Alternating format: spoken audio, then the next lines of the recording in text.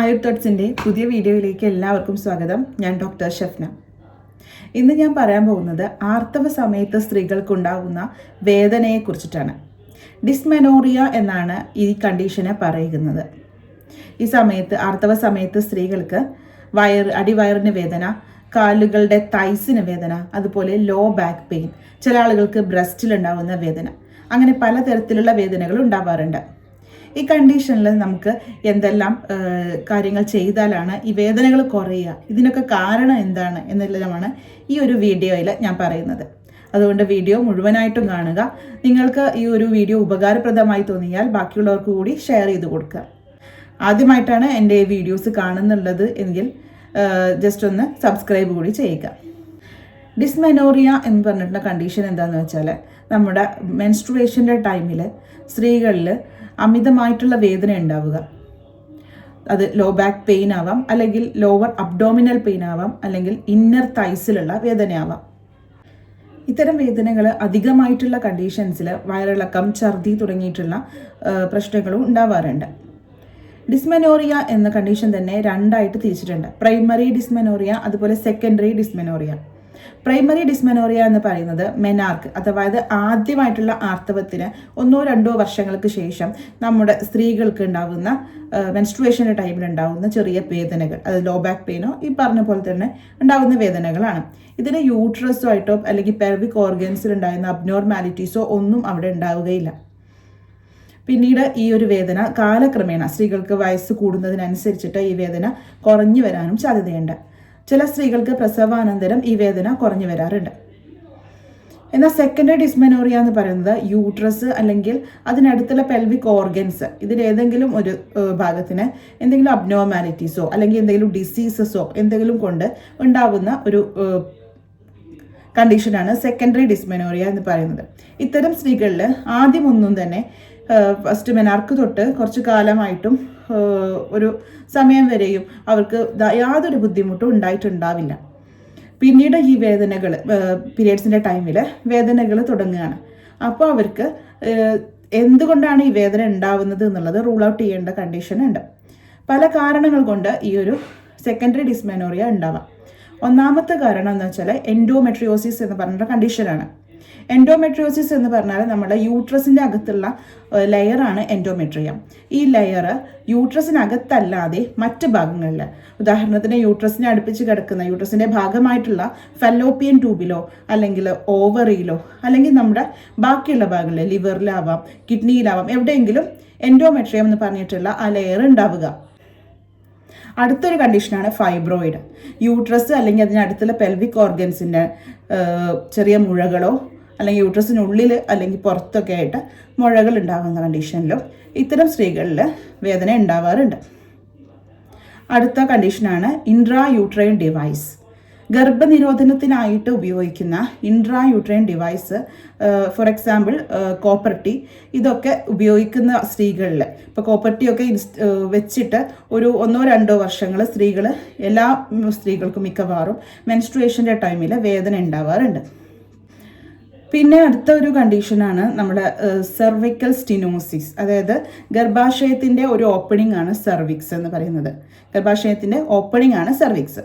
ഈ cervix narrow ആയിട്ട് ഒരു ഹോള് അത് നാരോ ആയി പോയാൽ അതിനുള്ളിൽ നിന്ന് നമ്മുടെ യൂട്രസ് കോൺട്രാക്ട് ചെയ്തിട്ട് ആ ബ്ലഡ് പുറത്തേക്ക് പോകാൻ പറ്റാത്തൊരു കണ്ടീഷൻ ആവില്ലേ. അപ്പോൾ ആ ഒരു കണ്ടീഷന് കൊണ്ടും ഈ ഭാഗത്ത് ഇത്തരം സ്ത്രീകളിലും ഡിസ്മെനോറിയ ഉണ്ടാവാം. പെൽവിക് ഇൻഫ്ലമേറ്ററി ഡിസീസസ് കൊണ്ടും ഡിസ്മെനോറിയ ഉണ്ടാവാറുണ്ട്. യൂട്രസിന് ഒരു ബാക്ടീരിയൽ ഇൻഫെക്ഷൻ വന്നു, അത് ബാക്കിയുള്ള ഭാഗങ്ങളിലും കൂടി ഇൻഫെക്റ്റഡ് ആയി എന്നുണ്ടെങ്കിൽ അത്തരം കണ്ടീഷൻസിലും ഈ പെയിൻ, അതായത് മെൻസ്ട്രുവേഷൻ്റെ ടൈമിൽ പെയിൻ ഉണ്ടാവാറുണ്ട്. കൂടാതെ സ്ട്രെസ്, ആങ്സൈറ്റി അങ്ങനെയുള്ള ആളുകളിലും ഡിസ്മെനോറിയ കണ്ടുവരുന്നുണ്ട്. ഇനി എന്തുകൊണ്ടാണ് മെൻസ്ട്രുവേഷൻ്റെ ടൈമിൽ നമുക്ക് പെയിൻ ഉണ്ടാവുന്നത്? പ്രോസ്റ്റാഗ്ലാൻഡിൻ എന്ന് പറഞ്ഞിട്ടുള്ള ഒരു ഹോർമോൺ ഉണ്ട്. ആ ഹോർമോണിൻ്റെ അമിതമായിട്ടുള്ള ആക്ടിവിറ്റിയാണ് നമ്മുടെ യൂട്രസിൽ നിന്നും എൻഡോമെട്രിയത്തിനെ ഷട്ട് ഔട്ട് ചെയ്യുന്നത്. അതായത് നമ്മളുടെ നോർമലായിട്ടുള്ള മെൻസ്ട്രുവേഷൻ നടക്കുന്നത്. അപ്പോൾ ഈ പ്രോസ്റ്റാഗ്ലാൻഡിൻ നന്നായിട്ട് കൂടിയിരിക്കുന്ന ടൈം നല്ല പോലെ മസിൽ പെയിൻ ഉണ്ടാവാനുള്ള സാധ്യതയുണ്ട്. യൂട്രസ് നന്നായിട്ട് കോൺട്രാക്റ്റ് ചെയ്തിട്ടാണ് മെൻസ്ട്രുവേഷൻ നടക്കുന്നത്.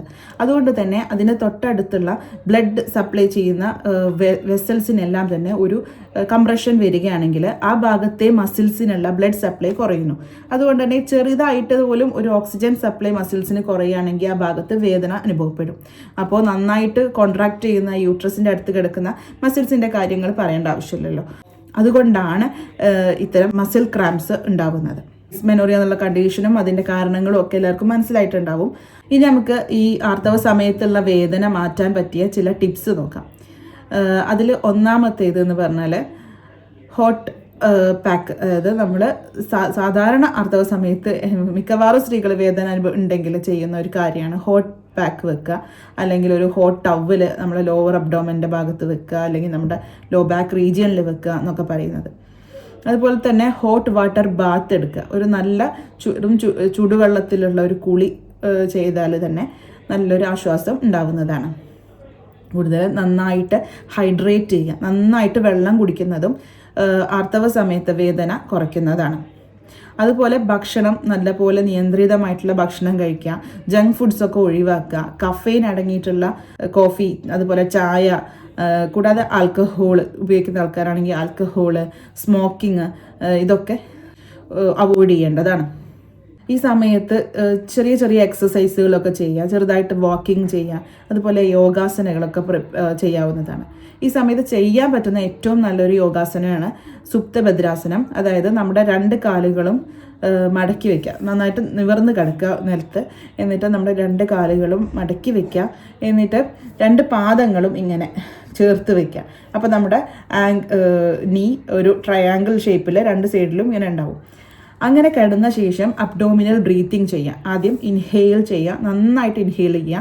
നമ്മുടെ അബ്ഡോമൻ നന്നായിട്ട് വീർത്തിരിക്കുന്നുണ്ടെന്ന് 2 കൈയും അബ്ഡോമൻ്റെ പുറത്ത് വെച്ചിട്ട് നമ്മൾ ഉറപ്പ് വരുത്തുക. അബ്ഡോമൻ നന്നായിട്ട് വീർപ്പിച്ചിട്ട് പിന്നീട് നന്നായി ഡീപ്പായിട്ട് എക്സെയിൽ ചെയ്യുക, അതായത് ശ്വാസം പുറത്തേക്ക് കളയുക. അങ്ങനെ ഒരു 5 or 10 തവണ ഇൻഹെയിൽ എക്സെയിൽ ചെയ്ത് നമ്മൾ റിലാക്സ് ആയിട്ട് ആ ഒരു പൊസിഷനിൽ കിടക്കുകയാണെന്നുണ്ടെങ്കിൽ തന്നെ ഈ ഒരു ഭാഗത്തേക്കുള്ള ബ്ലഡ് സപ്ലൈ കൂടുകയും അതുകൂടാതെ മസിൽസിന് ക്രാംസ് കുറയുകയും ചെയ്യുന്നതാണ്. സുപ്തഭദ്രാസനം തന്നെ വേറൊരു രീതിയിൽ ചെയ്യാം. നമുക്ക് ചുമരിനോട് അടുത്ത് കിടക്കുക, എന്നിട്ട് നമ്മുടെ ബെൻഡ് ചെയ്ത കാലുകൾ 2 കാല് ബെൻഡ് ചെയ്യണമെന്ന് പറഞ്ഞില്ലേ, അപ്പോൾ ഹിപ്പിന് താഴെയുള്ള ഭാഗം ചുമരിനെ അടുപ്പിച്ചിട്ട് വെക്കുക. അപ്പോൾ നമ്മൾ ചുമരിലായിരിക്കും ഈ ഒരു ഡയമണ്ട് ഷേപ്പിൽ നമ്മുടെ കാല് നിൽക്കുന്നത്. അങ്ങനെ കിടക്കുമ്പോൾ ഒന്നുകൂടി ബ്ലഡ് സപ്ലൈ കൂടുകയും ഈ മസിൽ ക്രാമ്പ് കുറയുകയും ചെയ്യും. കൂടാതെ ഈ ഒരു പോസ്ചർ, വേറൊരു പോസ്ചർ എന്താണെന്ന് വെച്ചാൽ നമ്മൾ ചുമരിനോട് അടുപ്പിച്ച് കിടക്കുക, 2 കാലുകളും ചുമരിൽ ഉയർത്തി വയ്ക്കുക. അങ്ങനെ ചെയ്യുമ്പോഴും നമ്മുടെ ബ്ലഡ് സപ്ലൈ കൂടുകയും മസിൽ ക്രാമ്പ് കുറയുകയും ചെയ്യും. പിന്നെ നമുക്ക് ചെയ്യാവുന്ന മറ്റൊന്നാണ് ഈ ലോവർ അബ്ഡോമിൻ്റെ ഭാഗത്ത് കാസ്റ്റർ ഓയിൽ അല്ലെങ്കിൽ ചെറിയ ചെറുതാക്കി ചൂടാക്കിയില്ല വാമാക്കിയിട്ടുള്ള ഒരു ഓയിൽ അപ്ലൈ ചെയ്തിട്ട് മസാജ് ചെയ്യുക. ലോ ബാക്ക് റീജിയനിലാണെങ്കിലും ചെയ്യാം, ലോവർ അബ്ഡോമിനൽ റീജിയനാണ് എവിടെയാണോ വേദന ഉള്ളത് ആ ഭാഗത്ത് ഒരു ലോക്കൽ അപ്ലിക്കേഷനും അതുപോലെ നന്നായിട്ട് ഒരു സർക്കുലർ മോഷനിൽ ഇങ്ങനെ മസാജ് ചെയ്ത് കൊടുക്കുക. അതിനുശേഷം നമുക്കൊരു ഹോട്ട് വാട്ടർ പാക്കോ അല്ലെങ്കിൽ ഒരു ഹോട്ട് ടവലോ വെച്ചിട്ട് അവിടെ ഒരു ചൂട് കൊടുക്കുകയും കൂടി ചെയ്താൽ നല്ല എഫക്റ്റ് കിട്ടുന്നതാണ്.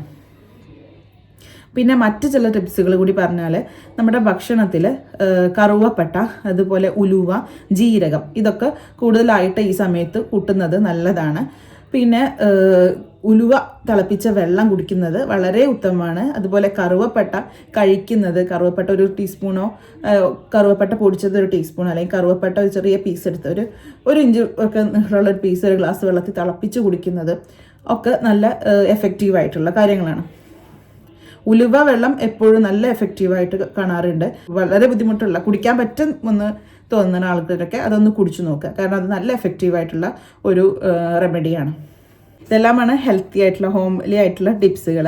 പിന്നെ നമ്മൾ ആയുർവേദത്തിൽ ധാരാളം കഷായങ്ങളും ഗുളികകളും അതുപോലെ അരിഷ്ടവും ഒക്കെ നമ്മൾ കൊടുക്കാറുണ്ട്. പ്രധാനമായിട്ട് നമ്മൾ കൊടുക്കുന്ന ഗന്ധർവസ്ഥാദി കഷായം കൊടുക്കാറുണ്ട്. പിന്നെ സപ്തസാരം കഷായം, ധനുന്തരം ഗുളിക, ഈ സമയത്ത് ധനുന്തരം ഗുളിക, ഹിങ്കുജാതി ഗുളിക, വിശ്വനര ചൂർണം, ഹിങ്കുജാതി ചൂർണം, അഷ്ടചൂർണം, അരിഷ്ടങ്ങളാണെങ്കിൽ അഭയാരിഷ്ടം, ജീരകാദി അസവം ഒക്കെ ഉപയോഗിക്കാറുണ്ട്.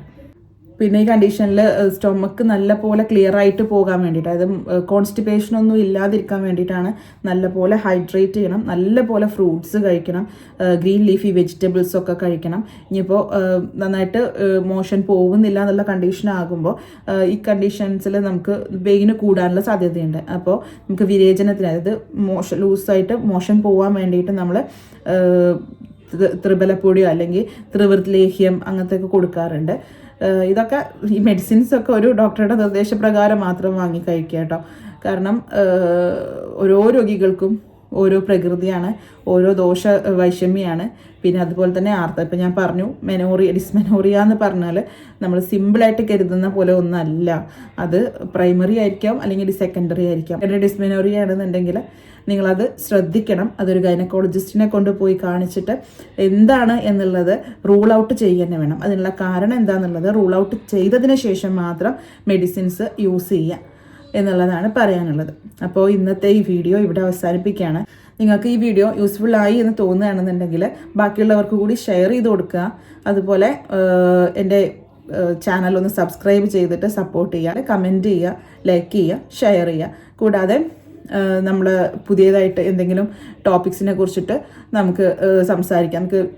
നിങ്ങൾക്ക് ഇതിനെ കുറിച്ചിട്ട് അറിയണം എന്നുണ്ടെങ്കിൽ നിങ്ങൾക്ക് കമൻറ്റ് ബോക്സിൽ തന്നെ അത് ചോദിക്കാവുന്നതാണ്. അപ്പോൾ ശരി, അടുത്തൊരു വീഡിയോ ആയിട്ട് കാണാം. Thank you.